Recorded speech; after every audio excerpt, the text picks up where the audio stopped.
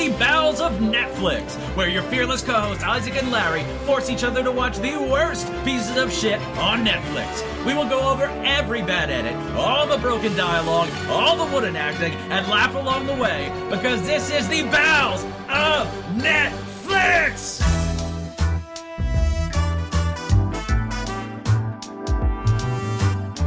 Alright, and welcome to the Bowels of Netflix. I am Isaac, and with me as always is my fearless co-host Larry. How are you doing this week, Larry? Okay, how many martial arts do you know how to perform? There's Marshall Mathers. Yeah, that's, he was, I believe, Tupac. Yes. There's Biggie Smalls. Yeah, he was, I believe, his name was Tupac, yeah. There's Suge Knight. Okay, yeah, I believe he performed under the name Tupac. Stylized with a 2. Yeah, Tupac. I mean, it's all different. It's not all the same Tupac. I don't know what this joke is going. Neither do I. I didn't really. I drove that out of the station with no brakes on that one. What's the Aikido? Is the fake Steven Seagal nonsense, right? Yeah. Is that the only one you know? No, there's Karate. Korea. I was close. There's fuck. Actually, I don't really care. There's other Fighty McFights. It's funny because now all I can think of is Jiu Jitsu, which is supposed to be the end of this joke. There's Krav Maga. Krav Maga. Always talking about. Who was the fucking judo? Judo's one. There was one that Santino in the WWE used to perform. Not capoeira, but capoeira is one. It was weird. It was Russian. It was like, because he learned it from Vladimir Kozlov, who was like, he was like not ex-CIA, but like Russian military mob leg breaker. What did Sambo? Bruce... Sambolaya. Sam something. Okay. Welcome to the Bowels of Netflix. I'm Isaac, and I am in charge of this show. I can't think of what Bruce Lee did besides die. Oh, Isaac, no.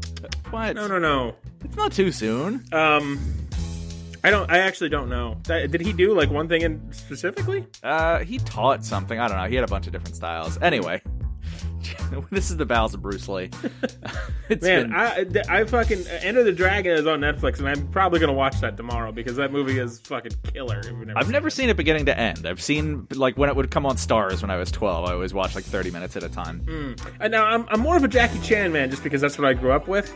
I didn't grow up with Bruce Lee stuff, but goddamn, Bruce Lee, such an amazing guy, talented man. Yeah, very and talented. Jackie Chan. I mean, both. Oh well, yeah. God bless. I think they used to pound it out, didn't they?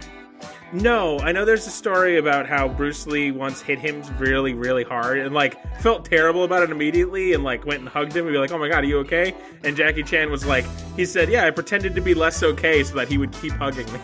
That sounds like it led to sex. Goddamn, the greatest fucking two amazing men. Oh God, I'm getting sad. Man, Jackie Chan's still alive. I know, and I hope he lives forever. He's one of the ones that I'll be like, I don't really care about celebrity that much, but like when David Bowie died, I felt like a profound, real sadness. No. When Jackie Chan goes, I will feel a real sadness. Well, hopefully it goes out in a fantastic way, like riding a rocket. I don't know. Kicking a rocket. Oh, yeah. So we are the Bowels of Netflix. We're your favorite podcast. We listen to you every week. I got that right. We do listen to you every week. We have bugs in your room. We know everything you do. You can find us on the internet, Facebook, Twitter. We're the only Bowels of Netflix in your life. Don't pretend you have another one. You can email us, bowelsofnetflix@gmail.com. We'd love to hear from you. Technically, we checked the email a few hours ago, so I don't think anything has come in recently. Yeah, no, we're good. I checked. But yeah, make sure to rate, subscribe, tell your friends, tell your family, leave us a review, all that fun podcast stuff. You know how to podcast. And keep your seatbelts buckled because the summer of stink is coming, and we got some stuff planned. We got stuff in the pipes. Yep. It's deep in the pipes, and we're gonna put it in the toilet. We're doing actual work. For once. For like the third time in the history of this show, we're doing actual work. It's not just watching movies and being upset. We're chugging along pretty good. We're episode 81. Wow. Today. Shit. Yeah. We should do something for episode 100. I don't know what. It's it'll be around the end of the year. Oh, really? Yeah, I guess that's... Yeah. Yeah, that's probably not maybe November, something like that. cool. Yeah, we should do like a special episode. I don't know what, but we should do something on top of that. Because episode 100 will be your episode, and because you do the even numbers, so... Yeah, well, we could pound it out on air. I mean, yeah. Maybe All do right. it live. Maybe we can do it live. Yeah. Maybe we can get together and do something in person. Give us some ideas. Yeah. Facebook us, Twitter us, twat us, email us at theoldbowelsofnetflix@gmail.com. Let us know who should be the top and who should be the bottom, or if we should just love each other sideways like we always do. Yeah. You know, I was going to go into something there, but I'm not going to, actually. Yeah, I'm not going to do that. I'm going to go into something when we get together, baby. Not if you're the bottom, dear. Anyway, what are you in your butt? What are you reviewing this week, Isaac? I am not. I'm reviewing your butt and how tight it is. No, I'm pretty sure this is your week. Nope. Definitely, Larry's got a movie to cover. Probably God. starring an Oscar. I think he won an Oscar for Leaving Las Vegas. I actually don't know. I didn't, believe it or not, he's the one person I didn't look up because I kind of know him. So I felt the need to look up everybody else. He is occasionally a talented man.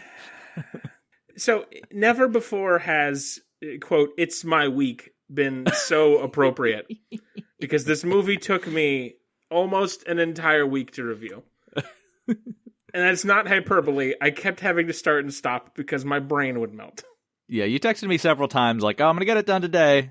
2 days later, "I'm going to get it done today." 2 days later, "I'm going to get it done today." Now, see, there's other times where I would say that, and then I just get home from work and be miserable and just be like, "Fuck it, I'm not doing that. I'm going to watch 12 solid hours of porn and then pretend to sleep before my job starts again." But this time, I actually was doing it every time. I just had to keep stopping because life was pain. So there's that. So what delightful film are you covering this week? Well, I am covering a film uninspiredly called Jiu Jitsu, which we are going to learn maybe the worst title for any movie ever for a large variety of reasons. I'm so curious. Because How holy much Jiu-Jitsu is in it? Holy shit, zero. Isaac, Why? zero. Why? Holy shit cakes on a plate made of balls. Do This they want one is a to head corner scratcher the and a half. J market on the old Blockbuster shelves or something? So I saw linked on a different article, because I kind of read a couple other articles about this because I could not fathom what the fuck was happening. And I believe the director at some point said that he just wanted a catchy name and didn't really want to commit to a singular style of martial arts. But I have no quote for that, so, you know. Pitch idea for Eminem's new album, Martial Farts. Martial Farts McGillicuddy. She was great. So, yeah, I mean, boy. Oh, jeez. God damn. Oh, jeez, Rick. Oh, boy. All right, so fucking Jiu Jitsu, Rotten Tomatoes. The tomato meter is at 27%. And the audience score is 68%. Jesus.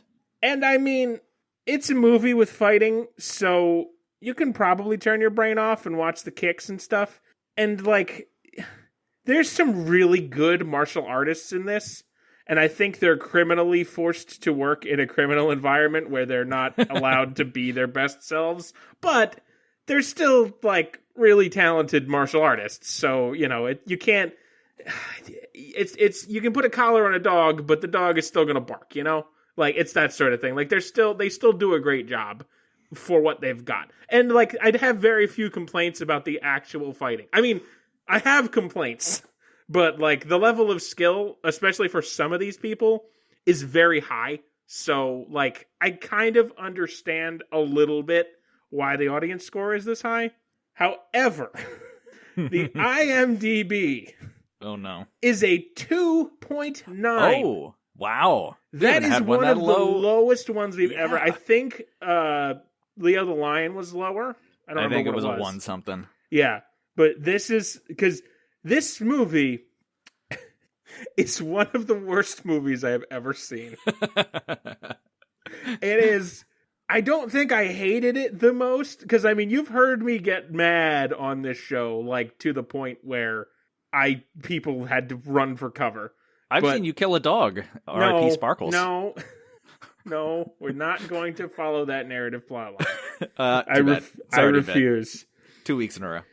Sparkles is dead. So, this Oh, that's not the wrong. Okay, so this movie now, this is a little contentious, and I started. We have, as part of the Summer of Stink, we've been doing some stuff in the background, and we've been looking into some stuff, and I'm starting to think that the way the budget and the box office are reported, it's kind of deceptive as to like what the actual cost and what actually comes in. Like it's a very flat number in a very dynamic world. Is kind of the thing again. But we'll get into that one day in the future, I think. But yeah, there's like marketing costs and how much you make from DVD sales and streaming these days. It's actually definitely complicated. It's actually really fascinating, and it's something I need to look more into. It's just, oh boy, do I not have the time now. One day. Christ alive. But, and it's funny, because the budget for this movie is $25 million. Oh, that was the same as What a Girl Wants. And the box office was 91,000. I'm sorry, you said 91 million? 91,000. 91,000 what? Sacks of money? $91,000. United States dollars. That is not good. Considerably lower. I learned how numbers work back in school, and yes, it is lower. You're a times table man, if I recall correctly. So, calculator. This movie did come out in 2020. Now, 2020 pandemic, so movie theaters were closed. I don't know when in 2020. November. I actually looked it up. Oh, really? Oh, okay. Wow. You did more work than I did on that. So I went to the Wikipedia page. Now it's like that's on Wikipedia. I actually didn't notice that. It's just on the sidebar. Okay. Well, anyway. Oh, it did. November 20th. Yeah. How about that? Okay. I just missed that line. So, obviously the movie theaters were closed.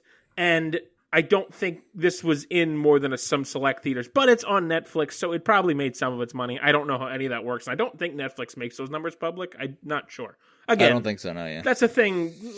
Maybe later we'll look into it. But yes. Nicolas Cage didn't buy another private jet. Horrible Flop. Horrible flop. Since it's Jiu Jitsu and it's about martial arts fighting, I want to take a brief dip into Steven Seagal corner. Currently selling his Arizona mansion with bulletproof windows, by the way. So any of our rich listeners, if you're interested in living in a piece of bowels and disgraced celebrity history, Seagal's your boy, and he's got a house for sale. Bulletproof windows. What a fucking cuck. Yeah, I mean, what if one of his many, many enemies that he's sexually harassed tries to assault him in his home? Someone he sold an energy drink to. And it's in some universe, he's more than 5 feet away from a gun at any time. What a piece of shit. I hope he dies in jail. We'll talk, instead of talking about who's in it now, we'll talk about it as we go through the movie, because there's some interesting names in it. I'll talk about the main character, who we'll get into him a little bit. He is kind of the least famous, air quotes, least famous of everybody else. He's like the lead guy in a series of movies called The Kickboxer, which, and he's like a stunt man. He's stunted for he stunted for Hugh Jackman and people in Suicide Squad and Henry Cavill. So he's like, he's a talented guy, and he's been in the industry for a while, and like he's an actual martial artist. So it's not just some schlub, although he is by far the worst actor in this movie, but he's talented. Like, he's not a nobody. And I don't know anything about the kickboxer movies, and believe it or not, based on that name, I have very little interest to watch a movie that's just about a kickboxer. And if he wears rocket boots, I'm a little more interested, but who knows? So yeah, I mean, I have a lot of questions about Jiu Jitsu itself that I didn't answer because my review was 12 pages long and I just did not have time. From what I understand, and I think I mentioned this later in the review too, but we'll get it out now. From what I understand, Jiu Jitsu is a martial art based on like throws, sort of, and like grappling like and throwing. No, not like rugs, you fucking dunce. Wikipedia describes it as a family of Japanese martial arts and a system of close combat unarmed with a minor weapon that can be used in a defensive or offensive manner to kill or subdue one or more weaponless or armed or armored opponents. That is it's a technically accurate description, but all martial arts. Right, yeah, that's not really. Sambo, that's the one I was looking for. Sambo. You know what we missed? Kung Fu. How did we miss Kung Fu? I think I started with Kung Fu, didn't I? I thought I said don't it. know. If I didn't say it, I had thought I said it, which is why I didn't say it. There's a whole panda that's related to Kung Fu. Never heard of it. What? So, yeah, Jiu Jitsu, it's very grapply and throwy.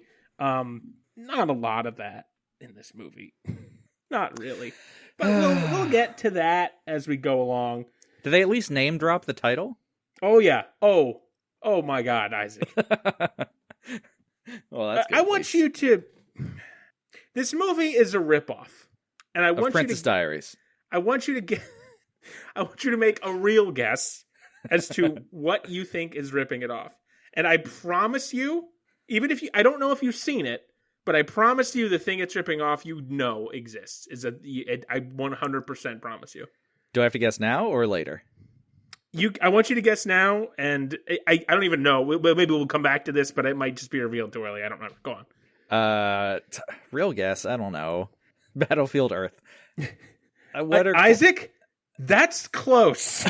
Oh, God. What? That's closer than I thought you would get. Jesus. Babe Pig in the City? I can't not make fake guesses. I'll stick with Battlefield Earth. All right. So let's try and make sense of it. Like I said, right off the bat, this is the most bizarre review I'm ever going to do. And you'll see why. Because we are in for an incredibly lengthy and confusing ride because we have never had anything quite like this on Bowels before. That's what my Uber driver said last week. It's a bad experience. And by the way, I forgot to mention, this is based on a comic book, and it must be the worst comic book of all. I didn't look anything up. I just know it exists. But the movie uses comic panels as like transitions between scenes. It doesn't happen it probably happens like maybe 6 or 7 times the whole movie, and it's only for a couple of seconds. But I don't know if it's pulled from the comic panels of the comic. It is without a doubt the worst comic ever drawn. Is the art close to Scales Mermaids It's worse Are Real? than Rob Liefeld, and if anybody understands that joke, you know exactly what I mean.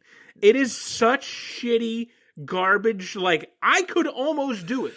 And I will share pictures of the drawings I drew myself and have put on my own fridge, and will prove to you how poor I am at it. What? That is not a joke.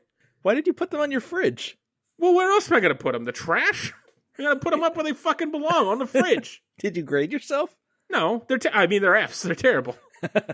I will post a picture to the Facebook, and if I can figure it out, the Twitter. After we're done, after this episode goes up, I'll post them so you can see what I'm talking about. So yeah, these comic panels that we open up on, they are like early 80s, late 80s, early 90s bad. And they zoom in on a comet seemingly heading towards the Earth. And while we watch it lazily approach the Earth, we suddenly, I'm like starting to vomit already, and we're just starting to actually get into the movie. Like, this is bad. So the comet's getting close to Earth. We zoom down on a generic jungle where a man is running through the woods. Our protagonist, as we shall find out he comes to be, is a large, thick white man with muscles out to here. Big, muscly dude. Currently, he is running through the jungle from something. Now, I really struggled with a name for this guy for a while. But as always, somewhere in my life, deep in my subconscious, Mystery Science Theater 3000 has come through for me. There is a movie they did called Space Mutiny. I don't know if you've ever seen it, Isaac. I don't believe so now. But it features an actor named Reb Brown, who is this old, shitty D-level actor who screamed like a lunatic. And he's in this one movie called Space Mutiny. And I saw it a long time ago. I don't remember the plot super well, but it's bad. I mean, it's on MS3K, so it has to be bad. But one of their bits was every time he was on screen and not talking, they would give him a new ridiculous name. And some of them they would be just, so like, he's just running down a hallway and they're just shouting names like, roll fizzle beef, lump beef broth, big McLarge huge. Just shit like that. And there's like, you can find a supercut of it on YouTube. It's like 2 minutes long. It's fucking, god damn it, that show is amazing. And in that vein, because I could not think of a name for this generic meathead jiu-jitsu guy, we're going to call him Slab Squat Thrust. And I dip my head in reverence to MST and call him Slab Squat Thrust. Thank you, Space Mutiny. Thank you, Reb Brown, you weird, weird man. Slab. That's a good name. So we get shaky cam as we see what Slab is running from is a bunch of semi-futuristic shurikens that are flying all throughout the forest. Shurikens are fucking little ninjas. They're ninja stars. I don't have to explain that. You kids, you kids know what shurikens are. Slab has got this like boy's husky-sized cloak that doesn't fit him very well. He looks like a LARPer out for his first time and looks very uncomfortable with what he's wearing. Eventually, while running, Slab gets to a cliff face overlooking the sea and has to jump. As he does, however, 2 of the shurikens stick into his back, right by his shoulder blades. And by 2, I mean 1, because I swear to Jesus Christ on his throne that one of those fucking shurikens bounces off the shoulder bone and even makes like a twing bouncing sound of it hitting his bone and bouncing off. But as much as I want to dwell on that for 20 minutes, there's just no time because this is 12 pages. 12 pages. Oh, they're full. They're not notes. They're full sentences pages. You're a madman. I could submit this for a grade to a teacher. It's your master's thesis. Just please try to get into Harvard and just send this and see what happens. I think what it is my fucking manifesto. So yeah, with a scream of terrible acting, Slab falls into the water, seemingly dead. And for some reason, we switch back to the poorly drawn art panels as we get our opening credits showing Slab, the comet, etc. The opening credits are long and occasionally cut to like rotoscoping later scenes from the movie with terrible drawing over the actors and scenes. I don't care. It's really bad. It's really stupid. Eventually, we cut to the rescue of Slab. A small boat with an elderly Asian couple, and also Nic Cage, by the way. Nic Cage is here, unexplained, are out on a lake. Nic Cage, we're going to get to Nic Cage in just a second. Nic Cage has the stereotypical South Asian wide brim straw hat, which I'm sure you can see it in your head if you can't, but he's got that on. And he smacks the man of the couple on the boat to help him drag Slab in. In the next scene, they're now inside the house, the couple and Slab, and Nic Cage is gone. He's not here. He's gone. Okay. We see him 45 minutes from now. Jesus. So, for those of you who don't know, I've prepared a clip, which I would like to play of everything you need to know about Nic Cage. Isaac, hit it. I'm a vampire! I'm a vampire! I'm a vampire! I'm a vampire! I'm a vampire! I'm a vampire! So yeah, that's Nic Cage in a nutshell. He's not actually a vampire. That's all you need to know about his acting. He's a complicated young man. He is. I don't think he's a young man anymore, Isaac. Nic Cage, I don't know what to say about him. I like him a lot, but there are times where he is just the worst. There are times where he's just the worst actor who's ever lived. And there's times where he's the best actor who's ever lived. He is a wavelength come to life. Drastic swings in quality. Just some of his level of overacting is insane. Yeah. And usually it's incredibly entertaining. Like Wicker Man is a great example because that's been memed a lot because of the bees.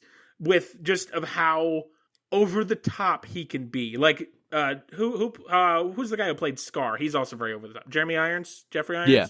Jeremy Irons. Yeah. Like just these guys who are totally over the top, ridiculous. And one of my favorite Nic Cage movies, he's also famously the Declaration of Independence. What's that called? National Treasure. National Treasure. He I'm going to steal the Declaration of Independence. Like that whole, I'm sure that people have heard memes of that too.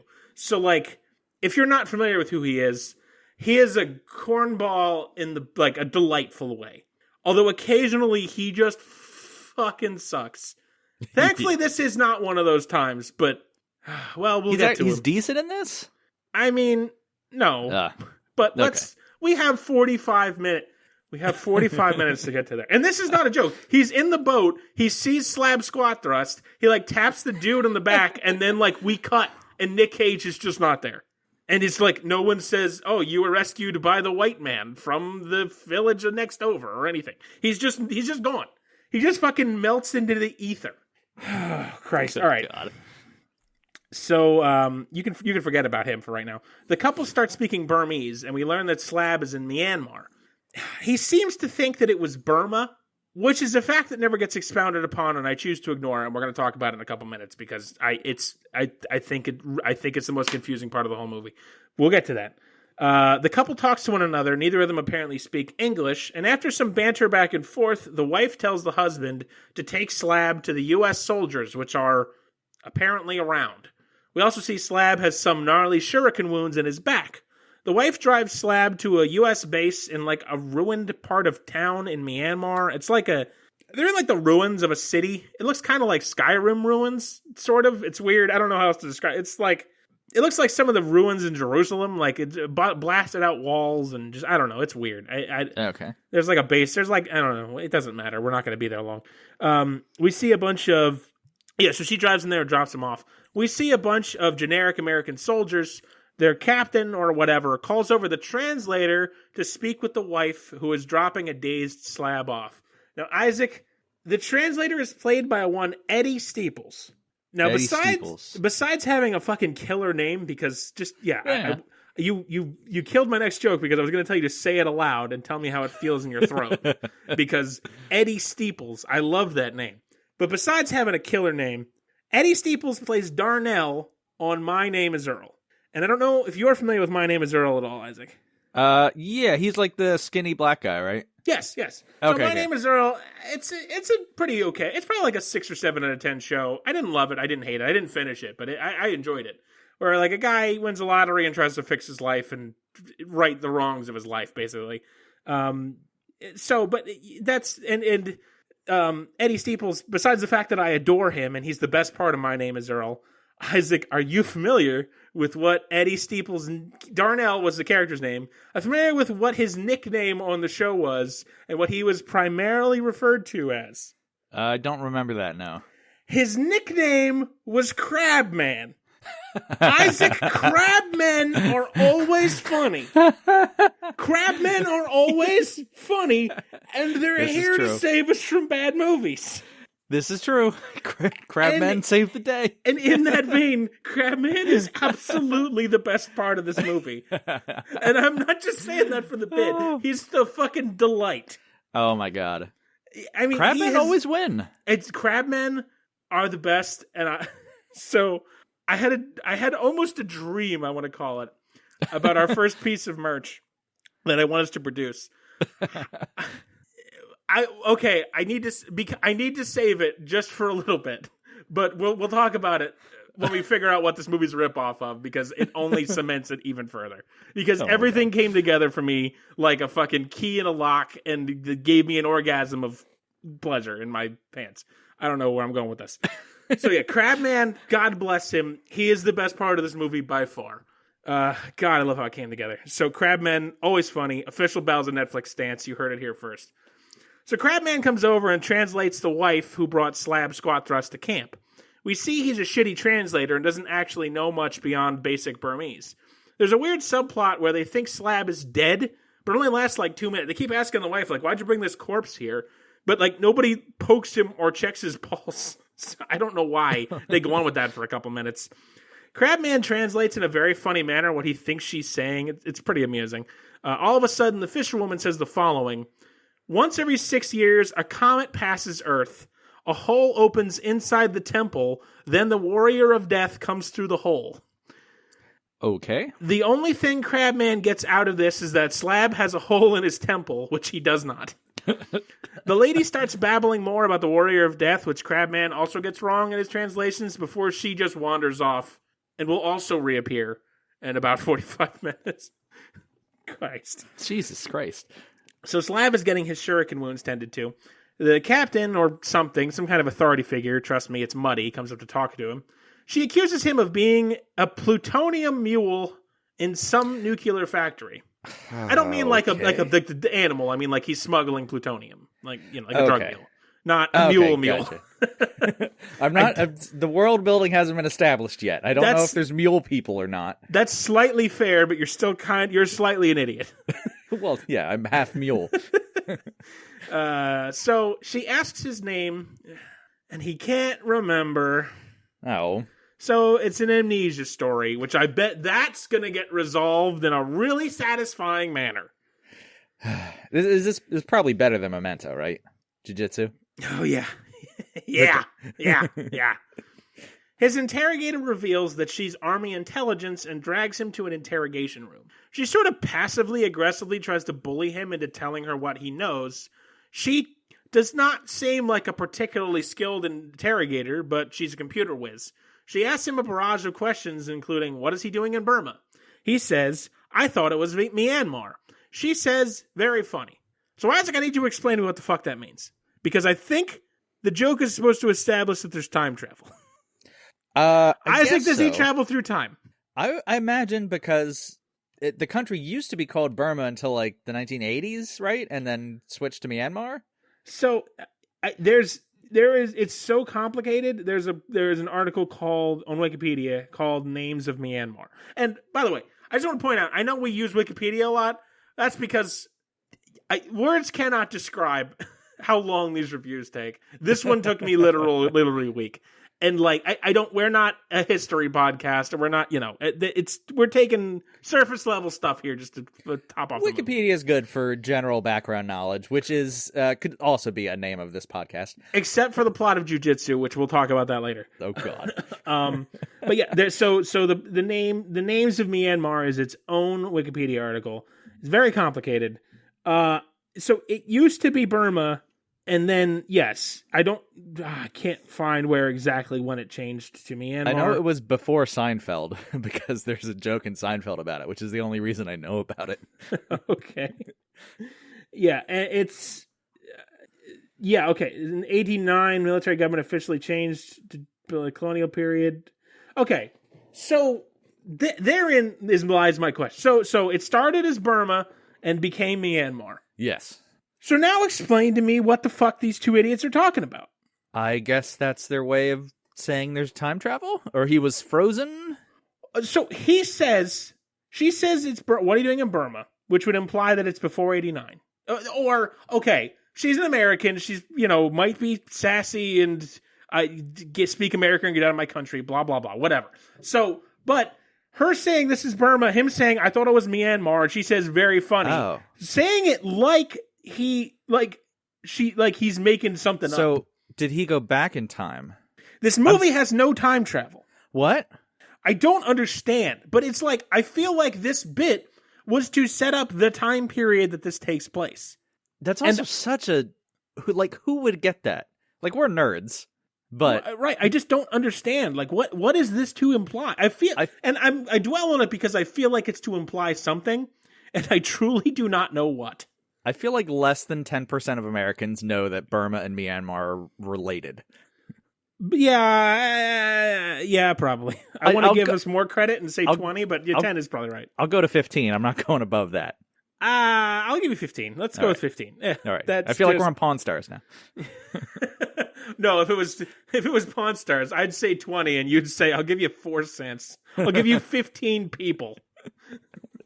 I'll give you a sad hand job by the dumpster. Well, at least it's sad. I'd hate to enjoy myself. Oh, that wasn't a joke. Anyway. I'm trying to reach out and connect, Larry. So the cat... How's your wife, Isaac? By the dumpster. And you guys by the dumpster in, I assume, a hand job giving or getting mood, and you're here recording. God bless you. Yeah, the things I do for this show. And the things you don't do for love. I'll do anything for love. But I won't... I won't fuck Meatloaf. And you can take that however you want. You will fuck a cheesesteak, though. All right. I would and will and have and will again. You definitely have not, because you would have called me excitedly afterwards. I would have taken a video of it and sent it to you. All right. God damn it. So the captain threatens Slab, telling him that if he's there to interfere with her and what they're doing, she's going to have a problem with that. Hey, Isaac, guess what we never learned? What she's doing here. She's renaming countries back to the original names. Back to the Stone Age. She reveals to him that she took what looks like a taser from his outfit and asks if it's his. He says, yeah, thanks. But I thought he had fucking amnesia. What? He then asks about the other stuff And she asks what he means, and he says, "I'm not sure." And then he tells her that his taser locates radiation, and she like angrily shuts her laptop and leaves. What is happening? His taser's a Geiger counter? No, because they have Geiger counters, and What? it does not. They don't look like that. Larry? Oh, Isaac, we're on page 1. Oh, God. No, actually, we've gone to page 2 now. Okay, Excuse me. okay. We're 1/6 of the way there. Jesus. So she goes to her captain. I guess she's not really in charge then. She seemed like she was, but then she has a generic white guy captain. And let me touch really quick on the other soldiers in the base, by the way, because we kind of get little scenes with all of them with her. We get angry young blonde soldier, angry Asian soldier who's always glaring at Slab, and then generic captain. And we keep getting scenes with these three, and obviously Crabman, but I mean, he's in a league of his own. Keep getting scenes with these three and build them up like they're going to be more important, but guess what? Are they not important? So angry blonde soldier guy comes in and tries to grab Slab. I just realized that's funny saying it out loud. But Slab starts just fucking beating people up. We see that he's a big, tough badass, and we're going to go into the fighting quite a bit in this picture, so I want to hold off on it for now. And like I said, not much Jiu Jitsu. And the fighters in this movie, they range from very talented to, what the fuck, put them on set. I don't think there's anybody who's like a really bad martial arts fighter who's like not just a goon, like the goons who get punched. Who gives a fuck? All they have to do is get thrown, Right? Or punched, or kicked, or shot, or stabbed, or beaten over the head with a club. It doesn't. That all those things happen. But like the people who are like given the time to shine are all pretty good. So I don't really have anything bad to say about it. Let me amend that. I have a million bad things to say about it, but not like their technical skill. One question with the martial arts. Larry, would you say that everybody was kung fu fighting? Those cats were fast as lightning, which is funny because one of the villains later moves at the speed of lightning, Isaac. That's not possible. Au contraire. Oh, God. All right, so, yeah, and like I said, I don't know anything about martial arts really, like to be able to discern what's being used here. But even Slab, I make fun of him, and he's a shitty actor, and he's got no range, and he's just a big, dumb meathead. But, I mean, he's a good martial artist, and I think this scene is fine. Like, he's like a big bruiser kind of guy, so he does, like, big, powerful punches and kicks, and he can actually move around. He does, like, a cool flip, and he does... Okay. He does, like, on the one guy in the interrogation room, he does, like, the machine gun punches, where, like, he punches the guy super fast in the chest. And it's, like, not an effect. Like, he's actually doing it. I think that's the coolest goddamn move in the world. I wish to be able to do that before I die. So, I really thought, like, when I was looking at this, I'm looking at Slab in the beginning of this movie, and I'm thinking, like, this fucking guy is going to get outshone by every other motherfucker in this movie. But he's actually pretty good. So, I can't really, I don't think there's any point where I'll really knock anybody's skills here. Because, I mean, you know, even obviously I can't do any of this shit. I can throw haymakers and that's about it. But, like, everybody's pretty talented. So, at least we have that. We'll complain a lot. Don't worry. I have 1,000,001 complaints to make. But this might be the best fight in the movie just because there's, like, nothing fake about it. There's no CGI. There's no effects. It's just, like... No one moves as fast as lightning? Not yet. It's just guys like punching each other and knocking each other around and hitting, you know, breaking stuff over each other. Like it's a legitimate fight. Fights are always entertaining. Every other one makes it bad somehow. No. So I like this the most because it's just like a martial arts fight. So, we'll get into it. Soldiers keep attacking him in ones and twos and he keeps taking them out. He does a flip at the end that's it's impressive, but it kind of looks lame. And then they slow-mo it, which makes it look lamer. It's just like, it's really physically incredibly impressive. But because he's like a big, tall dude, it looks awkward. It looks like he's on wires, even though he's definitely not. It just, I don't know, something about it because like the way he tucks his legs and he's like a big, broad dude. It's like watching the Big Show do like a backflip, you know? It was like, yeah, it'd be awesome, but it would look weird, you know? Yeah. So, anywho, and I'm really spoiled from wrestlers flipping around like lunatics, though, so I'm probably being a little harsh. But Captain Intelligence Lady comes in and tries to stab him with a needle full of sleepy time juice, and after a brief tussle, she pricks him While he's under, we see they stick him with truth serum, which, yeah, that's a thing, and start asking him questions while he's delusional. The questions, they're meaningless. Isaac, they're meaningless. Isaac, they're meaningless questions about plutonium. He's a plutonium mule. That never get answered, and they never matter. Eventually... Like what wine goes well with plutonium? It's more like, where's the plutonium coming from? Oh, yeah, that would probably be the first question to ask about plutonium. What plutonium? I don't, yeah. So eventually he starts answering her questions, kinda, but he's like also having hallucinations and stuff. He keeps talking about things moving fast, and I thought this guy had fucking amnesia. What is he talking? What is happening here? We get another intelligence lady reports to the boys, and they don't really approve of her methods because she's a woman and she believes the guy they want to just string up and kill. Keep this in mind because all these soldiers are very important. Also, they never show her boss. It's done in like a Dr. Claw manner where the camera is behind him so he can't really see who he is. And I don't know why this is. It's never expounded upon, Isaac. Never. It's because it's cool. I don't know who it is. She tells the boys she believes Slab's story and that he has no idea who the fuck he is. So not a great intelligence officer because I don't fucking believe him. He clearly knows what's up. It's probably an actor that got Me Too'd and they had to like Kevin Spacey him out of the movie. I suppose that could be. I don't really know. Who got Me Too'd recently? Army Hammer? Who the fuck is Army Hammer? He's some guy who like cannibalizes his girlfriends. What? Yeah, he's a famous actor, and he's accused of cannibalizing his girlfriends. Jesus Christ. I mean, he just sent them text like, I love you so much, I'm going to kill you and eat you. And then they got a little upset, and he probably didn't eat anybody, but we're not sure. What the fuck? Yeah, look it up later. Wow. I'm learning, Isaac, I need to start making these reviews shorter because I believe at this point of your last recording, you were pulling your movie into the station, and I'm on page 3. I think we're at minute 9. To be fair, What a Girl Wants didn't have a whole lot of meat on the bone.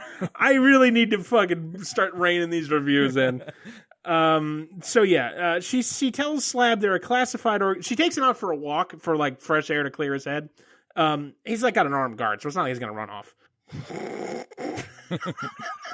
She says they're a classified organization and need to know if he's on their side. He says against who? And then the camera zooms away to turn into comic book panels. So I guess like good move. Against Russia or China or me, I don't know. We zoom back in on a different part of the base and it uncomics and all of a sudden just fucking Tony Jaa is here. Tony Jaa is one of those actors who's like, I think he's kind of getting more of a reputation in America, but he is more so famous in, I believe, Thailand. But he's a very, very talented martial artist. He's in a series of movies called Ong Bak, which I have not seen, but they're like one of those things that's in the martial artist genre that are very highly regarded. He's also in Furious 7. I don't know who. I haven't gotten that far in those movies yet. But he is incredibly talented. And he is a known actor. Like, he's so known that he is usually like right behind Nic Cage in the promotional material for this movie. So like he's a big name in the martial arts world, and like he has a relatively large filmography, and he was in Triple X, which those movies they've middling quality but good martial arts typically. So anyway, so he's sort of a bigger name, even though I'm not really familiar with his work. Jaa is just here on the edge of the base. He like dramatically takes off his weird baby hood they all fucking wear, and then just shouts and starts jujitsuing the random American soldiers on the edge of the base. Well, all right then. What follows is a 10-minute fight scene with basically no dialogue that matters. And instead of walking you through the whole fight, I'm just going to hit on the talking points I will describe in detail. The only story of this fight is that Jaa is here to quote-unquote rescue Slab, which we don't know till he gets to him. So here we go. The base has an indeterminable number of soldiers that appear and disappear as the plot dictates. 2, the gunshots. All the gunshots are CGI. They're all obvious and terrible. And they're like, for every 5 guys that he punches to either death or defeat, somebody shoots like 2 random machine gun blasts at him. even though they're the U.S. military and they have a lot of guns. And speaking of, 3, the willingness these men have to go at Tony Jaa with knives instead of their many guns for some insane reason. 4, every time he kicks someone, a big cloud of white dust comes off them like they're a chalkboard eraser being clapped. And it is the most CGI-ass cloud of white dust. Are they in a cocaine factory? No, they're just in Myanmar. Burma, Larry. Sorry. 5, the slow motion is terrible and constant. Oh. 6, Tony Jaa is very talented at beating the shit out of people, and it's kind of fun to watch, but everything around it ruins it. Such as 7, the fucking jumpy camera that follows on like one continuous shot that of this whole fight that like is held by a guy who's like hoofing it behind Tony Jaa, keeping up with him, is enough to make me fucking ill. And oh my god, it gets so much worse. At one point, something explodes, even though Tony Jaa only uses his fists. 9, Okay. Wilhelm scream. Hey, there we go. We got that. 10, Tony Jaa gets to them and incapacitates intelligence lady right away. Even though she like gets the one over on fucking slab squat thrust, he like punches her out immediately. And then he like grasps hands with Slab and he's like, brother. That's not what he sounds like. He doesn't call him brother, but that's like basically what he's implying. And then they're escaping together. And the escape sequence, Isaac, is the most bizarre camera work I've ever seen in any piece of fiction ever. Wow. I have watched a lot of, in my short life, I think 30 years is getting just a short to middling life experience. I have seen a lot of movies and a lot of TV, and I don't think I've ever seen a camera shot quite like this. Huh. So it turns into suddenly, like after they embrace for a second and like start running through the base together, we get POV from Slab Squat Thrust, like a la Doom, like the end of Doom. And he's like punching and kicking, and it's bad. It's really bad. And like, again, I kind of blazed by it. The CGI gunshots and big clouds of fucking smoke off of people, it's so dumb and distracting from like otherwise good martial arts that like I cannot look at anything else. What? It's like if Where's Waldo, if you look at Where's Waldo and it's got a bunch of silly characters all over it, but like there's just a picture of a naked woman on the page next to it, I'm never going to look at anything but the naked woman. Well, and it's the same thing. Like I can't not look at these fucking yellow streaks of fake gunshots flying by, or these big fucking eraser clouds off these people when they get kicked. But the POV shot, eventually he gets punched in the face. So like it's the fist of the camera, and he's like, ow, and he falls over. And like the camera falls over with him. And then he's out of the POV shot. We see him fighting. So it's like the cameraman and he were like in a video game and they were on the same fucking plane of existence. And like he got punched out and the cameraman got punched out. And the cameraman was the ghost that left his body and laid on the ground while he gets up and starts fighting. So we're seeing Slab, even though we were just in POV. And then he gets kicked back into the camera. And it's back into POV. And they do that again.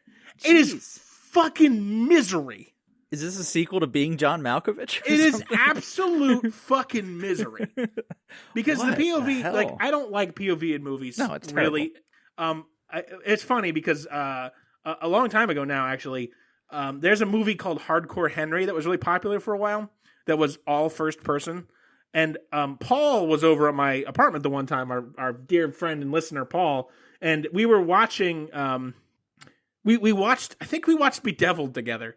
And then I was like, I got to get you back for fucking Bedeviled because that made me really mad. And I found Hardcore Henry. I'm like, oh my God, that's all first person. Let's watch that. It's probably terrible. Let's watch a couple minutes. We ended up watching the whole thing. Great movie. Super dumb. All in first person. Bout makes me sick the entire time. And just this fucking this goddamn nonsense, and he gets kicked and he's not the camera anymore, and then he is the camera, and then some part in the fight it's not POV anymore. It's fucking misery. Whoever gave this person who directed the camera shot should be fired and their license revoked. I'm glad I can see you squirming. That makes me happy. At the end of the fight, Someone shoots a rocket launcher at them. They jump through a window, and then suddenly they're in a field and calm and peaceful. No, I cut out nothing. They're like, Tony Jaa's like, come on. They jump through a window, and the window behind them explodes from a rocket. And the next shot, they're like walking through a field, whistling, singing a song side by side. Do they have a picnic basket? I guess nobody chased them. All right, They so the killed fight the scene, entire army. the fight scene is Isaac. No, they didn't. Oh, darn it. So the fight scene is now over. Slab and Jaa are walking through a wheat field in utter silence, total silence, when suddenly a group of people stand up, and they're all in these weird half sweater, half robe, part cape outfit things they all wear. The apparent leader, air quotes, of this group is Rumlow from the Captain America movies. Frank Grillo is his name. Apparently he's a big hit overseas, according to a friend of mine. And a friend of mine actually watched this movie with me. She thought it was terrible. Like any human being would as well. Right. But she mentioned that apparently he's like a big hit overseas. I don't really know. How familiar are you? You're not super familiar with Marvel movies, are you? No, not at all. He's a side character in like 3 of them. Oh, okay. So he's recognizable at least. There's other people in the group, but we'll get to them in short time. Or maybe we won't. Who the fuck knows? This movie's such a piece of trash. They all berate Slab Squad Squat Thrust because apparently they thought he was dead. A woman comes up and embraces him, but Slab doesn't know who the hell these people are. They all seem bewildered that he has no recollection of them or his current whereabouts or anything. I'm throwing up. Are you all right? Oh, no. Wow. Okay, fuck. Jesus. I need a fucking hit. I need a hit off my water bong. Oh, man. You gotta stop doing bumps. I need to start doing more bumps, I think. Slab doesn't know who the hell these people are. They all seem bewildered. He has no recollection of them or his current whereabouts or anything. I know this is a road I shouldn't be walking on. All right. I needed... God damn it. This was a terrible idea. But it was funny at the time. I needed a name for them. And they're all hand-to-hand fighters. They hang out with Slab. And they all do Jiu Jitsu. So I had no choice but to call them the Jews. Well, Get it, Isaac? Jiu Jitsu? Yeah. Jews? Jiu Jitsu?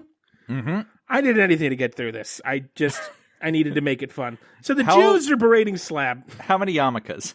None, actually. Oh. The hoods are not yarmulke-like. They're way too stupid. The yarmulke is a much smarter piece of clothing. No, you need a pin to hold it in place. It's terrible. I want to show you their fucking cloak cape robes because they make no sense at all. So the Jews are berating Slab and trying to figure out what is wrong when suddenly one of them gets tossed up in the air by an unseen force. They all start getting attacked and dragged around or thrown backwards by lightning and whatnot. They all stand up. They all stand up and look around, and that's the end of that scene. What? I'm not kidding. Why? They get knocked around. We see brief flashes of like predator vision, and then they just fucking leave without saying a single solitary goddamn word. What the fuck? This is not a joke. And then guess what? Some jeeps full of soldiers arrive, and once again, without a word, a fight scene breaks out. Holy shit. The Jews walk into the middle of a road, and 4 vans pull up and point guns at them. So they arm themselves with their weapons. The Jews arm themselves with their weapons. And another fight scene breaks out. So let's do it again. Here's my observations. 1, the lady Jew is an actress named... This is also terrible. The actress' name is Juju Chan. And that's not a joke. That's her actual name. But just calling them the Jews and then finding out her name was Juju, that's great. That's amazing. So apparently, she's something of a big deal. Let me pull up this page. So she is sometimes known as the female Bruce Lee, apparently. And she stars in some Netflix show called Woo Assassins, which I have never watched and have no interest. Though she's also like a writer and a musician and like... Cool. She does like Miss USA, Miss Chinatown USA pageants. Like she's one of those multi-talented people that like dabbles in every world and succeeds at all of them that I'm incredibly jealous of. And what better way to show off the talents of the female Bruce Lee by giving her a hand crossbow that shoots exploding darts? Well, obviously. She has a hand crossbow that shoots futuristic darts that makes people explode when she shoots them. Yeah, that computes. Okay, I'm glad you're just fine with that. Yeah, that's dope. One of the other members of the group is a tall guy with a quarterstaff. Here's the problem. His quarterstaff is hollow. It's basically a cheap aluminum pipe from Lowe's. If you hit a man with a hollow pipe, it's gonna fucking bend. So screw him. That's the dumbest thing I've ever seen. I'm not talking about him anymore. Tony Jaa produces a pair of tonfas, which are sort of like billy clubs, more or less. They're very similar design. The problem with these tonfa is that they are clearly 100%, no word of lie here, just made of PVC pipets that are spray painted silver. Oof. I promise you that is what it is. Oof. So my theory of them shopping at Lowe's for weapons is definitely accurate. $25 million budget, huh? Obviously, Tony Jaa cannot actually hit the men with the tonfa very well because they're essentially delicate pieces of a sink you shouldn't use to hit people. And the camera work. Again, just constant slow motion and jumping around and like circling the fighters in just terrible ways. Oh, it gets so much worse. Oh, God, I'm so mad about the fucking camera. Okay, Juju-chan does get to beat people up with nunchucks. I forgot about that part from my first watch. 6, I cannot take the hollow pipe guy seriously. Oh my God. 7, apparently Rumlow uses knives that he throws his people and then stabs a bunch. So I guess, the rest of them use non-lethal. Juju explodes people. But like, he just uses knives because he's an American dude and Americans use knives. The weapons are stupid and I have no idea why this is happening. Why is this happening, Isaac? Why are these people fighting? Plutonium. Is it? Yeah. I don't know. It must be. So I have no idea why it's happening, but again, the fights are fine. The slow motion is dumb, and the camera work is basically just a GoPro strapped to a chimp wandering around the set. And there's over-exaggerated whiff-clang bash sound effects that really need to fuck right off, because, Tony Jaa will spin his tonfas around the room like the shit little kids do when they're playing with sticks. Overall, the fighting is fine, though. Like I said, Jaa, very impressive. Juju-chan, when she gets to show off and not just use a crossbow, because bows are a lady weapon, Isaac, she's she's also very impressive, too. And like I said, Jaa gets to shine the most, but they're all talented. I don't have anything bad to say about that. And then, in my memory, Slab was way worse in the first watching, but in the second watching, he was fine. He does a good job, so nothing there. So the soldiers have all been defeated, and we get Predator vision again. Isaac, this movie is a knockoff of Predator. Okay. Predator. The movie Jiu Jitsu is a knockoff of Predator. And in the vein... Do you know about the Predator handshake? Have you ever seen that? No. It's when Carl Weathers and Arnold Schwarzenegger meet each other, and Arnold is like, "Dylan, you son of a bitch!" And they do the cool guy arm handshake where they clasp each other's arms. Oh yeah. And they in midair they arm wrestle, but that handshake is an internet staple. Okay. Yeah.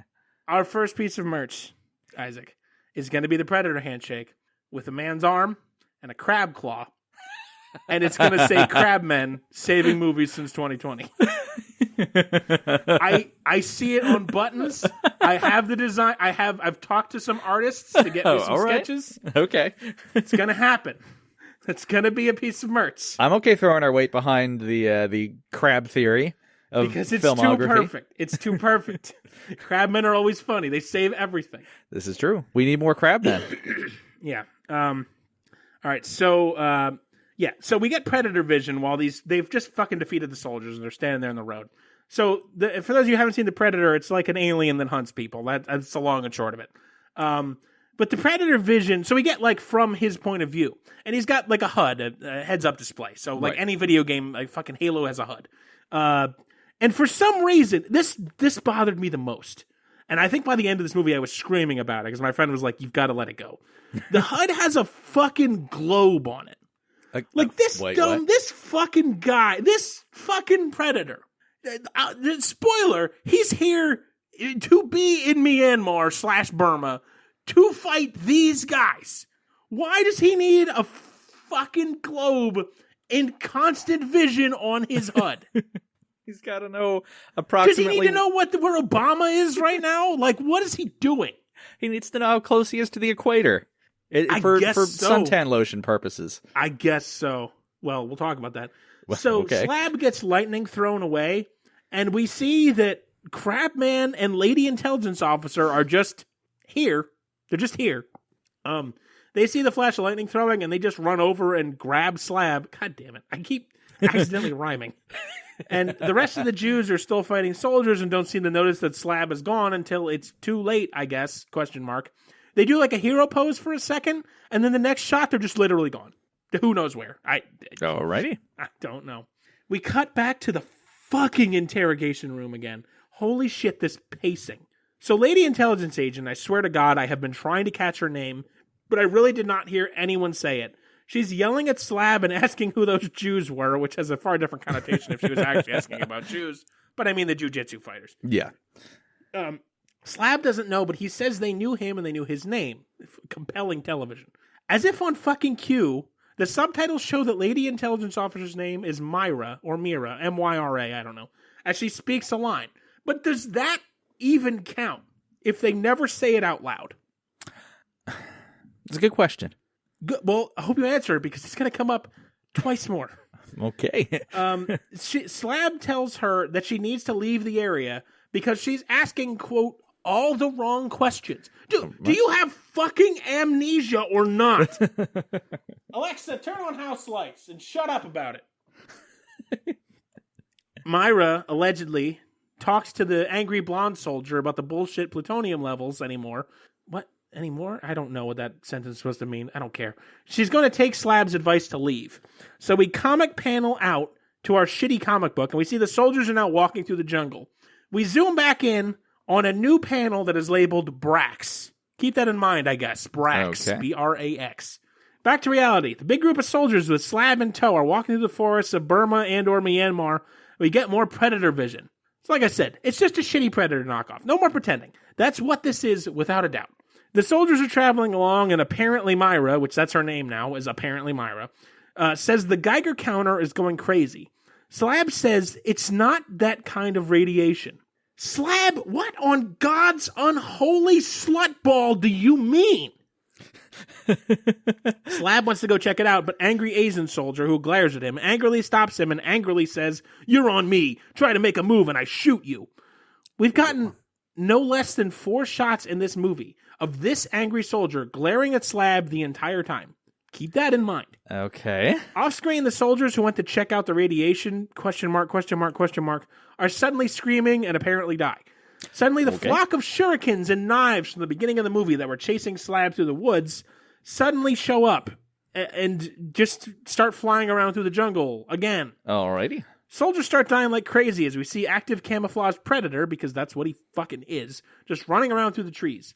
Soldiers start shooting the shurikens out of the air, which works. It works. Mm-hmm. Okay. But they're all still dying like crazy.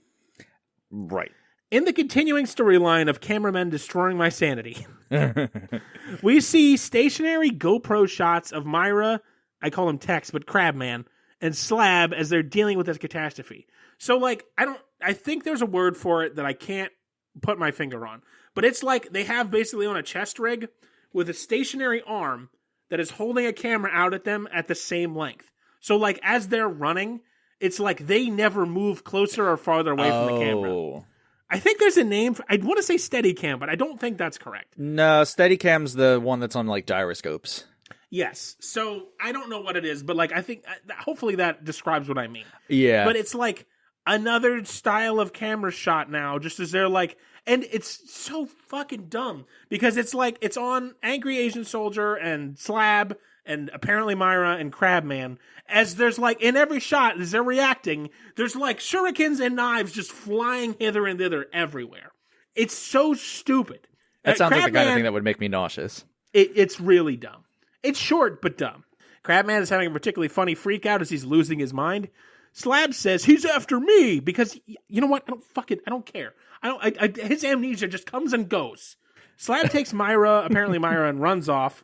Angry blonde soldier dies unceremoniously after we got like 5 scenes with him. Well, Why do they waste my time with that guy? and his like weird relationship with Myra. Why? He dies like on the not even like we don't get like a flash of him getting hit. He's like on the side of the screen and he just gets shurikened. So stupid. That's not a satisfying death. So we finally get a look at our Predator as he reveals himself. Nic Cage. No, it's Brax. Okay. Brax is a generic humanoid. He's wearing like I don't know if anybody's seen this. What he's wearing, it looks like a spacesuit from the reboot of Lost in Space, kind of. It's like a futuristic-y leather spacesuit, sort of like. It looks like if you remade Star Wars and totally redid the aesthetic, and you made air quotes modern Darth Vader. That's kind of what his suit looks like. Okay. But it's like it's leather, but it's future leather, if that makes any sense. Like modern cows. Yeah, future cows. Okay, good. They have jetpacks. Otherwise, totally the same. 5 stomachs. They added his head. They added one. His head is like, oh boy, this is terrible to describe, especially to you. Oh god. But it's like his face part is like a blue stripe, like the back part of the head and like up to the side of like the cheekbones is like that same sort of leather helmet-y kind of thing. And then the front like face, it's like. It's in the shape of a vagina, and it's totally blue. Yeah, I know.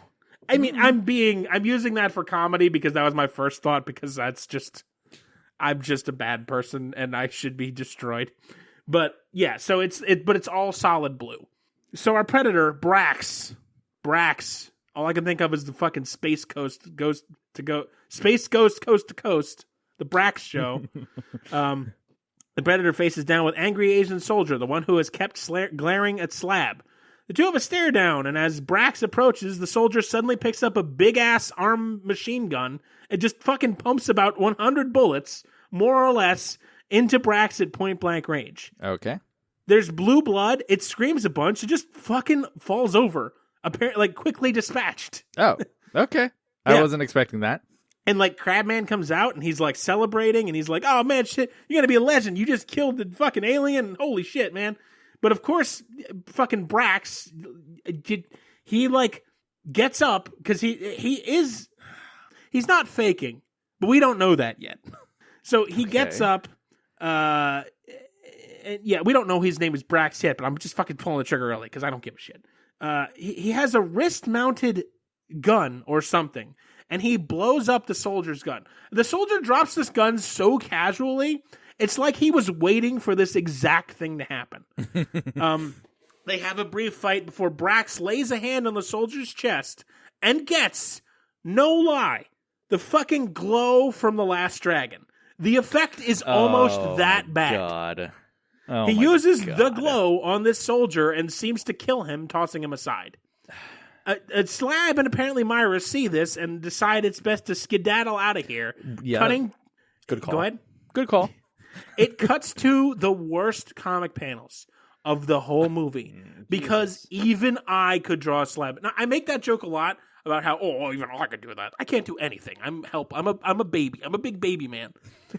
This drawing of Slab is so bad I could actually do it better. Is it just a traced hand? It is horrendous. A traced hand would be almost an improvement. It is absolutely horrendous. As they run along, Slab suddenly and for no discernible reason falls into a hole and into what appears to be like an underground home. Above ground, apparently Myra is suddenly killed by a shuriken. So guess what? All the soldiers besides Crabman are dead. Jesus. That whole opening bit, worthless. Totally worthless. Isaac, it is 40 minutes in, and I swear to God and his angels, the plot has not started yet. Well, Nic Cage is coming back. I am not kidding. All we've seen is that Slab Squat Thrust has no memory. There's a bunch of weird Jiu Jitsu fighters that know him. He's being hunted by the Predator, and we don't know anything about any of those things. We know Crabman's there, so we're in good claws. We don't know Crabman's not dead. I'm just telling you Crabman's not dead. Okay. One of the other people's not dead either, but that doesn't really matter. Shut the fuck up. I can't. This movie exhausted me like no other. It was written over the course of an entire week because I could not muster the fucking strength to finish it. We see the house that Slab has fallen into is the house of Nicolas Cage, who immediately throws a knife at Slab, who dodges it. It's fitting he only shows up here 40 minutes into the running time, almost 40 minutes to the second of running time in this movie. Okay, yeah, so Cage in this movie, he doesn't overact, he doesn't underact, he's in the middle, so he's entertaining enough, but he's not peak Cage, which is the only reason you'd ever tune in, is for peak Madness Cage, for Face Off Nicolas Cage. If you've never seen the opening to Face Off with him at the chorus, you need to go watch it right now. There's so many things about Nicolas Cage that are the best, and he's old and tired, and he tries and doesn't really succeed. Oh, poor Nick. So Cage tells Slab that he is what Slab will look like in a few years if he doesn't get his shit together. Slab says, "You know me?" And then Cage says, "I am you." And the fight begins. They have fight banner as they fight all around the little hut.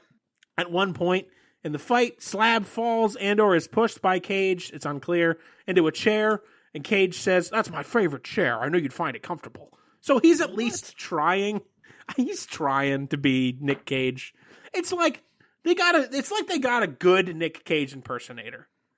You know, it's like they got a 7 out of 10 Nic Cage impersonator. So it's like, yeah, I get it. It's like sitting on Santa's lap. Like, you're not really happy about it, but you know, whatever. There's a lot of different laps out there. I am losing my mind. Okay, so, bless you, Nick. The fight proceeds. For some reason, there's a piano in this fucking hole in the ground. I don't know how. I'm reasonably certain that Cage is doing only the bare minimum of stunts, but maybe he isn't. I don't know.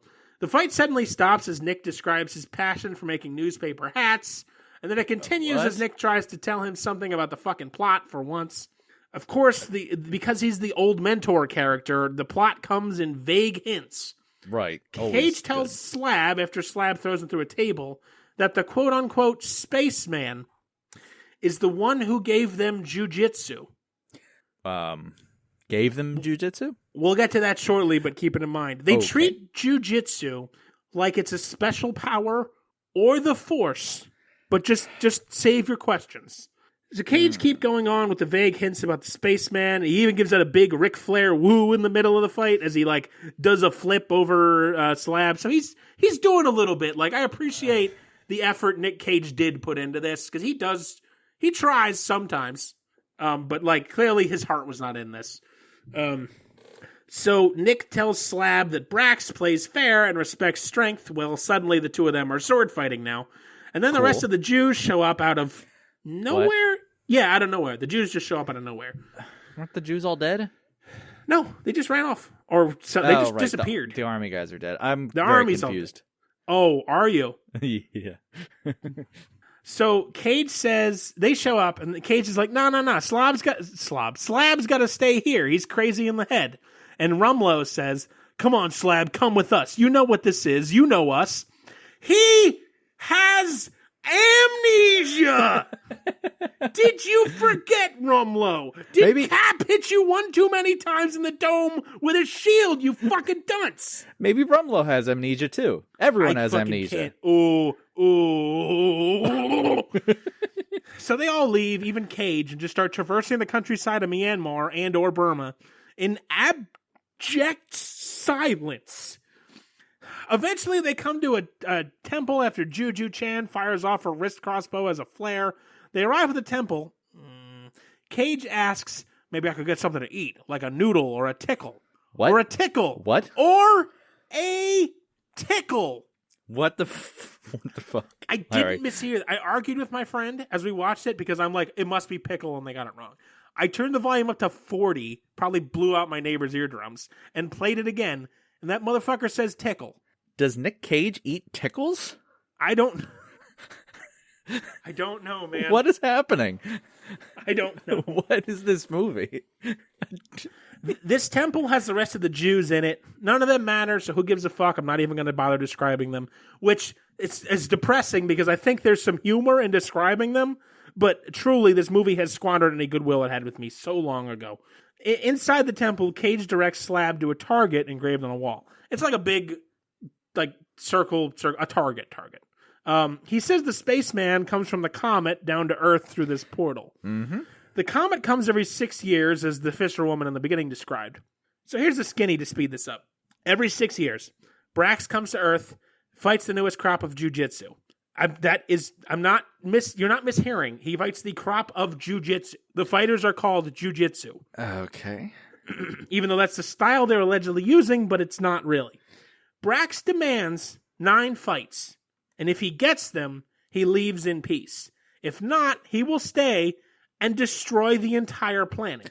We will describe later why this is an empty threat. Okay. Brax just wants the fights. He doesn't expect anyone to win. He just wants the challenge. So as long as everybody shows up to fight him, he does the fights and then fucks off for another 6 years. Apparently, he taught the OG monks back in the day the art of jiu-jitsu, and the tradition has gone on for centuries. Not sure how they got so many white people, but, you know. Okay, then. These are fights to the death, I imagine? Yes. Okay. Yes. Apparently, allegedly, Slab took an oath to fight him. We will touch on the actual plot at the end of this movie. And Good. Boy, I know that is a wild fucking sentence. Another Jew comes over and hands Cage food out of a brand new paper bag. So this temple had paper bags. Somebody went to the store and said, "Give me those little paper bags for lunch meat. I'm going to give it to Nic Cage later." So he went to a store, one of these jiu-jitsu fighters, and was like, "Give me brown bags." Fuck. Fuck. You don't know the state of the economy on this planet. You're right, I don't. We get a little scene here between Juju Chan and Slab where she changes him out of his shirt into the exact same shirt, just without the shuriken stains. One of those doofy-looking robe things. Apologies to martial artists if that's actually a real robe, but it just looks so impractical as any form of clothing in either regular life or in fighting. But apparently, if you wear the robe and pull the hood up, you are invisible to Brax. Much like the mud in Predator, because why bother writing anything new? The implication here is that Juju has a thing for Slab. They have been on screen together for possibly a grand total of 7 minutes. I think Juju had I'm really going to throw up. This is actually going to kill me. I think Juju's had one line so far in this whole movie, maybe 2. Rumlow comes over as a jerk because that's what he does. They tell him about the fucking robes, blah, blah, blah. So Rumlow comes up with a sword to Slab and says, "I don't know how much you forgot, but it better not be this." I can't do it. I can't. Isaac, I hate you. I hate you. I hate this. I hate myself. I wrote, "I'm going to bed. I'll pick up the review tomorrow. It's officially going to be over 4 days of stopping and starting to do this now." So at this point, we're on day 4 of my writing this review. This is like Castaway. So according to my notes, where was I yesterday? Oh, right, the Jews. So the Jews are walking along the road. Rumlow tells Slab to look up at 12 o'clock. It's the fucking gigantic blue comet. Why are you giving directions? That's like asking if you could see the moon in Majora's Mask. Rumlow says they can't fight Brax in the dark and have to beat him by the time the comet gets to the trees or some shit. Or the time limit expires and Brax murders the entire planet. Okay. They have to use Geiger counters to track down Brax, as apparently he emits radiation. Mm-hmm. Isaac, that fact never comes up again. Lovely. They never use the Geiger counters. Plutonium? That's a great question. Rumlow tells Slab that Slab used to say the fight was worth dying for all the time. I have so many questions. Cage kind of tries to comedy it up a bit, but falls flat. He also tells Slab that Slab's preparing for this fight his entire life. Really loving getting all this story just told at us. Cage says if Brax doesn't get any of his 9 fights, he destroys the whole planet, everything that walks or crawls. Slab says that if Brax fights 9 fights, why are there only 8 Jews here? Rumlow says they lost a guy. Slab asks what happened, and they tell him Brax happened. So what does that mean? What does that mean? What does that fucking mean? Brax happened. What does that mean? Explain to me what that means. The plutonium mule. That sounds like a treasure you get in a video game. That's Adventurers, please head into the Tomb of Horrors and obtain the plutonium mule. It's going to be the new nickname for my wife. Oh, boy. Where does she keep the plutonium? Don't tell me. I respect her too much. Okay, so let's talk about Rumlow quick, too, because Rumlow drives me fucking crazy. He's like pissed that Slab has amnesia, and he doesn't seem to have object permanence or something, and therefore can't keep this fact in his head, and keeps telling Slab his memories accusatorily. This was your plan, Slab, and shit like that. It's driving me up a goddamn wall. To further drive this point home, Rumlow is talking about the plan, and Slab says, I had a plan, and everyone except Cage is incredulous that he doesn't remember the plan. I am a whirlwind of curses and fists and hatred. How is this actually happening to me? You're making your camera shake. So instead of telling him or the audience what the fucking plan is, Rumlow says, and I quote, "It's okay. Remember what I said. You're the rabbit. Just follow me. Keep moving." Isaac, what does that mean? What the fuck does that mean? You ass man. You man of ass. What does that mean? Obviously, the guy with amnesia will know. Well, I'm glad somebody does, because the writer didn't. What is this movie? Oh, God. So we see Brax is watching them via Predator Vision as they split up for an absolutely insane reason that is never explained. Like any good movie. Rumlow tells Cage that he must now stay behind, which will be poorly explained later. We cut to Group A, featuring Slab, Hollow Quarterstaff Guy, and 2 generic Jews. I forgot about this, Isaac. No, no. Hollow Staff Guy says, "Hey, Slab, I'm sorry." And Slab says, "It's not your fault." Then I guess Hollow Staff sees Brax in the trees and tells them to leave him behind, which Slab doesn't want to do, as they have a deep and complex personal bond with one another. Clearly. Remember that time when Hollow Staff said, "Hey, Slab, I'm sorry," and Slab said, "It's not your fault"? Yeah, me too. They're close. So Hollow Staff says, "Remember, you're the rabbit. I got this." So Slab is the rabbit. Okay. Isaac. It's a very important plot point. You just keep He's in the mind. rabbit. Eventually, Are you Slab... sure rabbit and not rabbi? No, it's rabbit. Okay. They're not real Jews, Isaac. They're damn. fake, What- real fake Jews. I was picturing like Hasidic Jews with the hats and the beards. The curls. Yep. Eventually, Slab and the 2 generic Jews leave Hollow Staff behind, who says, "This is my time." We get a fight scene here as Brax shows up with a sword, and the 2 of them do a respect kneel to one another before fighting, because martial arts, I guess. Sure. And the fight begins. Turns out the Hollow Staff breaks apart into 2 pointy metal sticks. Still dumb. Reminds me of playing with a vacuum hose as a kid. They fight, and I don't hate it, again, but the special effects just totally ruined it. They really fucked it up, because the fights are, like I said, they're all good. I mean, they're fair to great. And it just they special effect it up, and it just ruins it. You don't need that. You've got talented, Hollow Staff Guy, he's a talented artist, but just, stop throwing shit on top of it. So Hollow Staff gets what should have been a killing blow, but once again, Brax just fucking cheats and heals himself.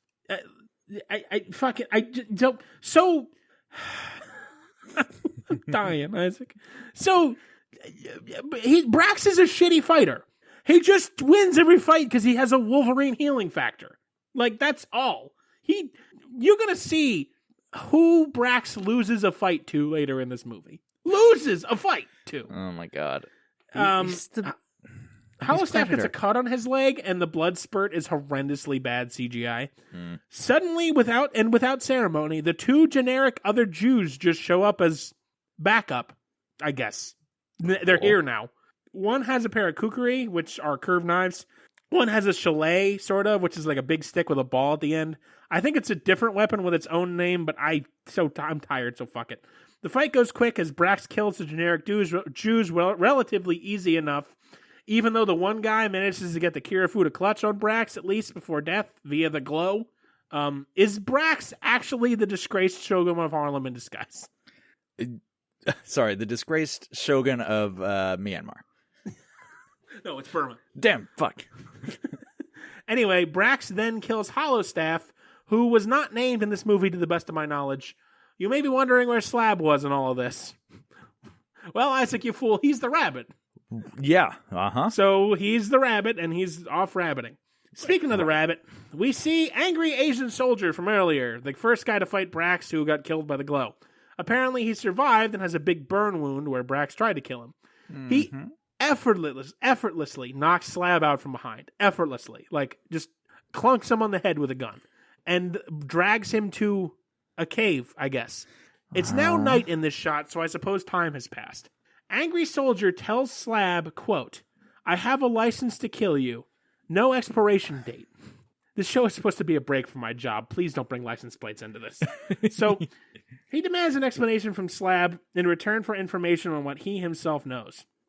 Angry soldier says he's been clocking Brax for the army for 24 years, but nobody but him knew the mission. Isaac, nobody but him?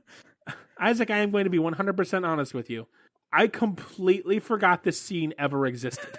Like, I saw this movie before watching it, and I like, on my second watching, I had actually zero memory of it happening, like, whatsoever. Anyway, banter. This guy tells Slab that Brax takes a few seconds to heal from his wounds, and that's his window. And then I guess he dies in the cave because Slab just leaves. And that's it. That's the end of him. Oh my God. So, pointless. Slab is trudging through the forest when he comes across Cage, who is roasting a bird back where they left him. I'll cut down on Cage's lines, but he's like 4 out of 10 funny. This sentence, forget it. Forget that whole sentence. It was stupid. I fucking can't. I just stopped having the ability to type at some point. Cage says Brax actually likes Slab and is paying him the highest honor by saving Slab to die last. Cage then launches into backstory. Apparently when the portal opened up, originally everybody was in the temple to meet him and have the fights with him then and there. And we actually like flash back to this scene. So we get to see this. It's not just Slab telling us for the first time, or Cage telling us. So they're all the Jews are in the temple. Slab, and this is before Slab lost his memory. And Brax comes through the portal, the target portal, and then one of the guys, the ninth fighter, I guess, shows up and he steps up to fight Brax. And then everybody else leaves. They walk away, except for Slab. Slab like stands there and watches. The rest of the Jews just leave the temple. What are you doing? I don't know what's happening at all. I don't understand what the fuck is happening. So the others just leave this guy here. But they were all fighting Brax earlier. So it's not like he needs the one-on-one fights. I don't know why this is happening. And the rabbit. He's not the rabbit yet. Well, no, he was. Shut up. Shut up. So, in continuing the worst timeline, we get the absolute worst camera tricks of this entire movie. Oh, ouch. The rolls. Brax and this other ninth dude start doing like spin kicks, and the camera does 360-degree rolls with the kicks. And I want to fucking vomit myself to death. Why would you do this? I don't know. The cinematographer thought he was a genius. He did. He definitely 100% did.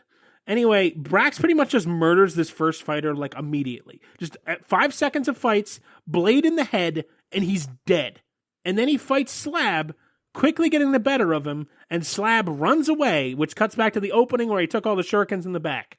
I have 500 billion questions here, but guess what? I've reached my limit for how much of this movie I can watch in one night without resorting to violence against Mother Earth itself. So that's it. We're now entering the 5th day of review, and I'm beginning to forget the opening plot. Oh, wait, there isn't one. This was a fucking nightmare. I almost feel bad for you, but I don't. This is going to be our longest episode ever. I'm so sorry. We might. We've had 2+ hours way back in the day. Okie dokie. Pig and a pokey, job seekers. Let's pick this back up. So Slab is ashamed that apparently he's a coward and everybody knows it. Cage tells him that the story of his cowardice will be told for generations. But like they're all dead, so it probably won't. Cage says that he has a similar tale. 6 years ago, Cage is one of the chosen Jiu Jitsu, and when it came to fighting Brax, he flinched and begged Brax for his life. Apparently Brax thought he was crazy and decided that there's no honor in killing crazy. So Brax instead just left, I guess. Instead of destroying the Earth like he said he would. Yeah. Seamus, stop licking your nuts. Thank you. My name's not Seamus. Well, you can keep licking as long. I can't hear you licking your nuts. That's the problem. I will end this podcast forever. I hate that sound and putting it into people's microphones. I almost want you to edit that out, you fucking piece of shit. The worst. So yeah, Brax thought Cage was fucking crazy and just left. And Slab running away was the ultimate dishonor, hence Brax killing all the innocent soldiers and whatever. Okay. Cage says this cycle, they have a plan for old Braxy, but of course doesn't elaborate. They have no plan, except that fucking Slab is the rabbit. Yeah, well, he's the rabbit, so they got that going for them. He says Brax likes brave fighters and compares him to a Spanish bullfighter.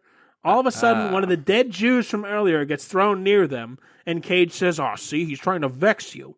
Vex you with a corpse of your apparent friend. Vex you." Speaking of old friends, Tony Jaa rolls up, wounded.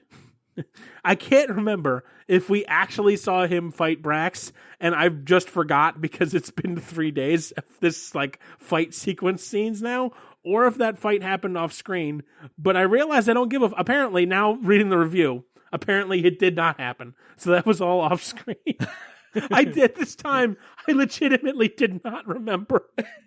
And I refused to look it up. Man, this movie has left you a shell of a man. It's really bad.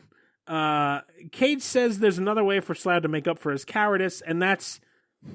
What is it, Isaac? The rabbit stew.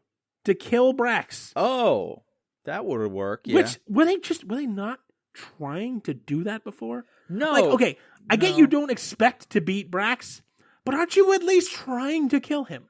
No. You know how we could win World War II, Isaac? We killed the Nazis. Tickle Hitler. Why didn't anyone think of that? You just kill the Nazis. Oh, right. I was just rabbiting at them this whole time. Yeah, and Nic Cage can eat the tickle. So, what the idea that you at least try to kill the foreign invader from a distant comet? I don't care. You would think. The rest of the surviving Jews roll up, and after light banter and more of Rumlow being mean to Cage, Cage says, "Remember, whatever happens, the one thing you always have with Jiu Jitsu, leverage." Isaac, what the Christ does that mean? What, the rabbit leverage. Speaking of the rabbit, we get more comic panels as we cut back to him, rabbiting it up and running through the woods. Meanwhile, the two lady Jews, Juju and the unnamed lady Jew, are fighting Brax in a clearing. More fucking vomit-inducing camera rolls here for kicks as they fight. Juju blocks a bunch of projectiles with her nunchucks and it looks dumb as hell. Also, man, I really did forget how much fight she does get in this movie, so apologies to my earlier making fun of her not fighting, because she does. The state of 4 days ago Larry was not the state of current Larry. Hang on. He's throwing up again. Yep. I might actually for real throw up. Oh my god. If you need to take a minute. I have been like halfway sick all day. Oh god. And this is not helping. The screaming and the hate is boiling like a fucking pot of hateful lasagna. I heard on Dr. Oz that screaming and hate was good for you. Don't listen to Dr. Oz. I just want to call you names that would get me fired.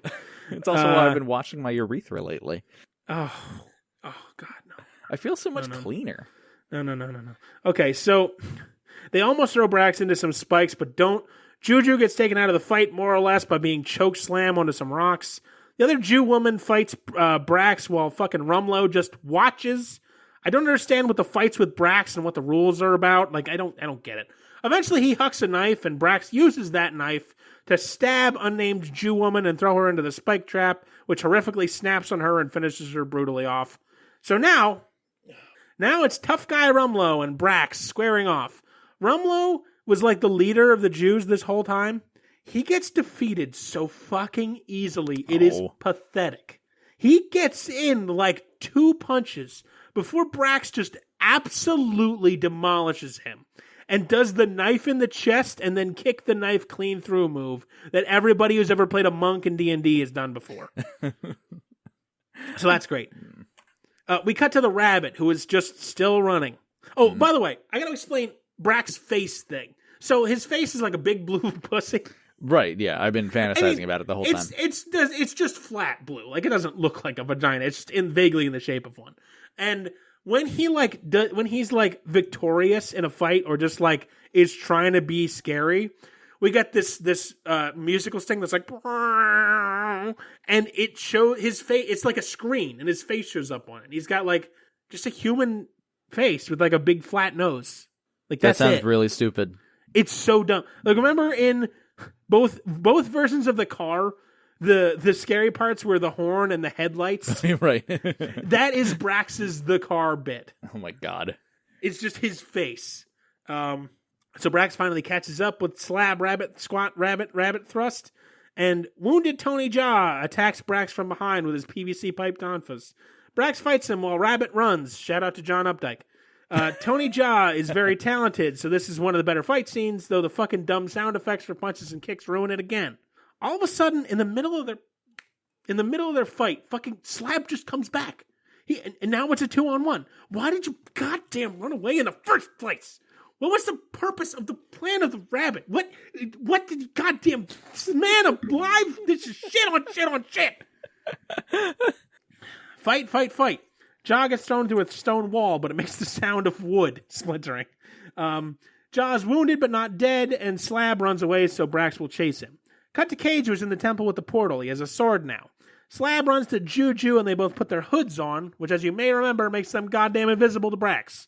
Still, he gets a bead on where they are, and does a big, huge, dramatic sword jump to chop them up, but Cage comes out of nowhere to deflect the blow with his own sword. Cage. Yay. Cage stabs Brax, but as we know, Brax can heal anything. So we get the epic showdown, between Brax and Cage. Fairly generic sword fight. Again, pretty sure the majority of this is not actually Nic Cage doing the stunts, based on the camera work. Though, if you told me Nic Cage knew how to use a sword in sword fight, I would probably believe you. Fair enough. Eventually the fight goes on with fucking Juju and Slab again, standing and watching. I get at least Juju is supposed to be injured from the mega choke slam, but Slab is just standing there with his thumb up his ass, watching with a slack jaw as Cage basically gets his ass kicked. So yeah, the fight has no dialogue. There's more spinny rolly cam. And after a while, Cage just gets his throat cut and slumps over dead. Oh, damn. So yeah, that's it. That's Cage's contribution. Oh, He gets some good stabs in, but Brax can heal any wounds, so that's that. There's a scene where, like, Cage is on his knees, and Brax offers him his sword back, showing that he finally respects him now, I guess, which is, like, probably the best shot in the whole movie, because, like, the only thing with thought, that, like, the only thing I can say about the plot is, like, I guess it's kind of cool that Brax has a sense of honor, and he's not just, like, a dickhead. Yeah. Even though he's enough. absolutely a dickhead, but he's still, like, he does the bows, and he, like, hands Cage back his sword and everything. So that's at least something. Yeah. Oh, by the way, that sword is awful bendy. And it's not a bendy sword. It's a katana. It's supposed to be stiff. But yeah, eventually Brass gets the better of him and slits his throat. Nice job helping there, Slab. So great. We get a comic panel cutaway. In comic form, we see Slab and Juju burning Cage's body before cutting to the temple. Juju laments that Cage was always pretending to be crazy and tells Slab that Cage only wanted to help him. Slab says, "What are you talking about?" And Juju says, "You really don't know?" Wait, does he have amnesia? Larry's gotten up and walked away from the computer. He's got a gun, and he just shot himself in the head. Thankfully, it was a Nerf gun, so Larry is not dead. I cannot do this with this movie anymore. Wait, no, I forget if he had amnesia or not. I just wanted to clarify. He has amnesia. Okay. Turns out, Isaac, Cage was Slab's father. Oh. We see little boy Slab training with a young Cage, but not actually Cage, for 10 seconds, and that's that. He's been Daddy Slab the whole time. Cage is never mentioned again. Why did Cage start fighting Slab when Slab fell in his hole? You're asking a lot of questions. Yeah, I am. Fucking hell, come on. We see in subtitles that Juju's character's name is apparently Carmen. Swear to Satan below, they never once actually say that, or if they did 3 days ago, Larry probably missed it. But it must have been a flash, if at all, because I tried to pay very close attention to them saying their names. To my memory, only Cage, Slab, Brax, the male captain of the army base who we never see again, Hollowstaff, Crabman, and Rumlow actually had a name said aloud. Everybody else has just been in subtitles saying their lines. I swear. Jeez. All of a sudden, Slab and Juju start kissing. I guess their deeply romantic scenes earlier are really paying off now. Thank God. He is the rabbit, after all. Crabman, God bless him, suddenly shows up to save this movie. Thank you, Jesus. Thank you, Crabman.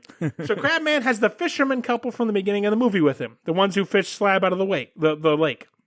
Crabman says, I thought they might be of some use. They're like old people. Are they going to You will see that he is, yes. Why?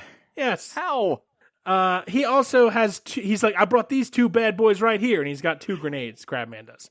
I guess the fishermen were held at grenade point to come here, because they were like, not at all interested in this shit in the beginning of the movie. Fuck's sake. We get animated Crabman banter here. It's amusing, but not really worth mentioning. As Fisher Lady stitches up Juju. Fisherman produces some liquor or something that kills pain, but Juju doesn't take it. Crabman takes it instead and is great. He mentions he was in therapy from his family trying to milk their pet bull when he was a kid, and he's definitely going to need therapy for this shit. Jesus. Yeah. Juju asks Slab about her explodey crossbow bolts and formulates some kind of plan off screen because God forbid we ever know what it is because he's the rabbit. More Crabman bad translation antics here before fucking Brax just walks in and starts shooting shurikens everywhere. Somehow managing to hit nobody. He shoots like 5, like an inch away from Crabman's head, who is standing dumbfounded, perfectly still like a deer in headlights. And Brax misses every one. He's not an elite warrior or anything. Everybody runs for cover. Crabman drops his bottle of booze in the process. Keep that in mind. Fisher Lady, who is maybe in her, like maybe a late 50s, early 60s woman, picks up a shotgun from Hammerspace and manages to blast some holes in Brax. Cool. Who dies? Not end of the movie dies, but he died. Like he dies. Brax was defeated by this old Fisher Lady with a shotgun. He's really a piece of shit fighter, huh? He can move at the fucking speed of lightning. But this lady manages to blast him away with a good US of A boomstick. Hey, well, don't discount fishermen. They're a crafty bunch. All while our heroes duck for cover, of course, while this old lady with a shotgun fights this alien. Juju and the civilians scoot off after Brax heals, and Rabbit runs to a different temple with the portal, so I guess they were in a different temple all along. Not that it's ever made sense. All temples and fucking woods. Christ. So I don't fucking care. Brax and Slab have their epic time to die fight, which is at least what the comic panel transition tells us. Brax does his fucking face thing 5 times in this damn fight. Bunch of weapons, Brax getting injured a bunch, but of course he can heal. This fight is nothing special, especially compared to the other fights in this goddamn movie. Lots of different weapons, the portal slowly opening up throughout the fight. Nothing really to talk about for most of it, which is like, you'd think that the last fight would be the coolest one, but it's really not. Slab is getting his ass kicked. Suddenly, as he's about to finally give up the ghost, a fucking Juju line about his father echoes in his head, and he fights back with the ferocity of a true Jew or something, and throws Brax in fire, which he figures out, and we see it, that it fucks with Brax's HUD in his face helmet. Though he doesn't fucking capitalize on that really at all. He remembers what angry Asian soldier told him about Brax's healing factor, and Slab chops up Brax's belly as Juju suddenly appears, uses her wrist rocket to blow a hole in Brax's chest. Crabman tosses Slab the grenades, Slab stuffs them into the belly wound, and then he and Juju double kick him into the portal, where he explodes, taking the portal with him. Slab dives away from the explosion like a cool guy, and the world is saved forever. Hooray, hooray. The Fisher folk come back telling him that Slab was literally born to end the 2,000-year cycle of death, which how the fuck did this lady know that? Was it inscribed on the shotgun? I don't know. Well, he's a rabbit. Moving on, Tony Jaa shows up wounded and gives the cool guy nod of approval. Crabman celebrates with a liquor bottle that he dropped and earlier would definitely have shattered. I don't know why he still has it. He makes a Goldilocks and the 3 aliens joke. Bless you, Crabman. Slab and Juju walk off to fuck in the moonlight, and that's that. Well, my fucking nightmare ends with a comic panel, and holy mother of shit, I want to die. Damn. That was all over the place, Larry. Isaac, I have many questions. I bet you do. I have some questions too. Did the main character have amnesia? Yes. Oh. See, I don't remember you saying that, though. Don't fucking make me do it. Don't make me do it. He's got a gun! It's in my head. All right. What were the soldiers there for? What was the whole bit with the plutonium? If all the Jews die in the fight every 6 years, how are there always more? If Brax didn't get his 9 fights in the last cycle with Cage, why didn't Brax destroy the planet? Why didn't anyone use actual Jiu Jitsu during the fights? Why did they spend so much time hyping Slab up as the chosen one if he just blew up Brax with grenades? What does the comet have to do with anything? And when Brax died, did it just plummet into the earth and destroy New York? Why does nobody try to blow Brax up before this, since it seemed to work pretty well the literal one time they try it? Why did Crabman bring the Fisher folk to the last battle? Why did we spend so much time building up apparently Myra, the intelligence lady, if she was just going to be unceremoniously shurikened to death and then literally never mentioned again? How did Cage get a piano into the dusty hole in the middle of the jungle? How did everybody seem to know the Brax rules when all the previous Jews, except for Cage, are dead? Why is Slab called the Rabbit? Isaac, why is Slab called the Rabbit? I want you to answer that one. Well, he's the rabbit, so he is fast. Why did no one remember that Slab had amnesia? Wait, Slab had amnesia? I'm in hell. I'm in hell. This movie was horrible. Oh, man. Absolutely horrible. I like Kung Fu movies to sort of wrap that whole genre into a broad category of Kung Fu. There was some, like I said, fairly good martial arts here, especially Tony Jaa. But the special effects, they special effected all up to be horrendous, and there's nothing behind it to make it worth a good goddamn. The effects were terrible. The story writing is practically non-existent. It takes 45 goddamn minutes for anything in the plot to even come up. The villain is a knockoff Predator clone with about 1/4 of the personality. The love story exists for no other reason that there's a man and a woman. If we don't make them fuck, we can't have a picture here. There was a fucking mess from start to finish. Cage tries, bless him, he tries, but he does not add anything special into this besides like the occasional cagey one-liner that comes off as a lame attempt to try without really trying. The only saving grace in this movie is Crabman, but he can only do so much, and he's not in the whole movie. If he was the sidekick, this might have been, like, tolerable. You need more Crabman. What have we learned? He really is. Eddie Steeples has not had a very prolific career, and I don't know why, because he is a delight. He really is. Like he was a delight on My Name is Earl, and he is a delight here. This is one of the worst movies I have had to watch, hands down. Even decent fights can't. There was things I like Little Rascals. I said it went from a 1 to it started as a 1, it went to a 2 because of the wacky races at the end, and I love that concept. I like fights. I like martial arts fights. I'm not a nerd about. I don't know anything about martial arts, but I like watching martial arts fights. Yeah, they're fun. They could not pull it up, and they're better than that fucking stupid Little Rascal shit. They could not help. It was that bad. This is a 0 out of 10. Damn. And they should be fucking ashamed of themselves. I spit on this movie. Never again. Wow. I wasn't, this just like popped up. I saw the title. I saw Nic Cage's stupid face, and that was kind of it. It was a fucking nightmare. Jeez. There is not enough words in the dictionary to describe just how angry I am about it. It was, oh my Lord. I'm glad you suffered. What was the rabbit? Isaac, what was the rabbit? No, he was... I'm gonna punch your face in your face with your face. Maybe his foot was lucky? What's my next movie, you fucking cuck? All right. So next week I'm covering, cuck. what, Riptide? Is that what it's called? Riptide! Yeah. So, Larry... Back to the land down under. Down at Mac's. We got 2 t-shirts now. Okay. So, this movie is, I think, kind of similar to Riptide because it's someone like getting sent away for some reason. It's called Airplane Mode, and there's 2 different ones. Ah, Jesus. There's one with Logan Paul, which is not this one, and that's not on Netflix. But you have the Netflix version. Oh no! No! I gotta. I don't wanna. After you read the description, I have another factor that's gonna make you hate me. When Anna, an influencer, crashes her car while talking on the phone, I hate influencers so much. Yeah, I know you do. She's shipped to her grumpy grandfather's farm and forced into a digital detox. Now, Larry, this is not an English language movie. It's, I think, unfortunately, it's spoiled, but go on. It's Brazilian. Yeah, it says that on the side. But you don't have to read subtitles, because I know with Grand Mosti that was quite a headache way back in the day.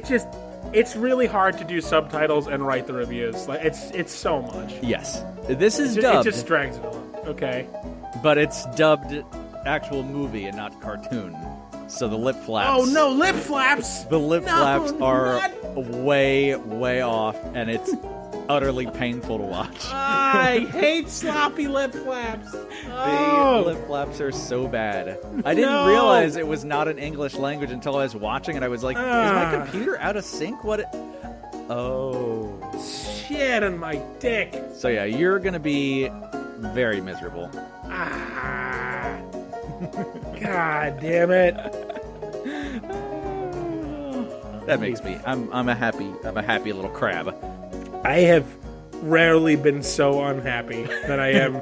I'm happy I'm done with the Jiu Jitsu finally. Now you got your lip flappy influencer. Jiu Jitsu is so bad. It's so bad. It's unbelievable. Oh, Nic Cage, you're so good. Sometimes. He just dies. He's like his last scene. He doesn't talk. Why is Nic Cage there if he's not talking? He's the dad the whole time, apparently. He's the Papa Rabbit. Shut up. Daddy Rabbit. End the show. End the show. Oh, you know where to find us. Facebook, Twitter. Send us an email, bowsandnetflix@gmail.com. Find my corpse in the gutter. That's where it'll be. You know us. Take a selfie with my corpse. Do all the podcast things. Rate, subscribe, tell your friends, tell your family. Set to download. Slap your grandmother around a little. She's been mouthing off lately. Tell her to listen to the podcast. Yeah. All right. I think we did it. Great. I really hope Jiu Jitsu gets a sequel. I'll kill myself. I cannot. There's no way. 2.8 on IMDb. Come on. All right. We love you so much. Thanks for listening, and we'll be back next week. Smell you later. Fuck.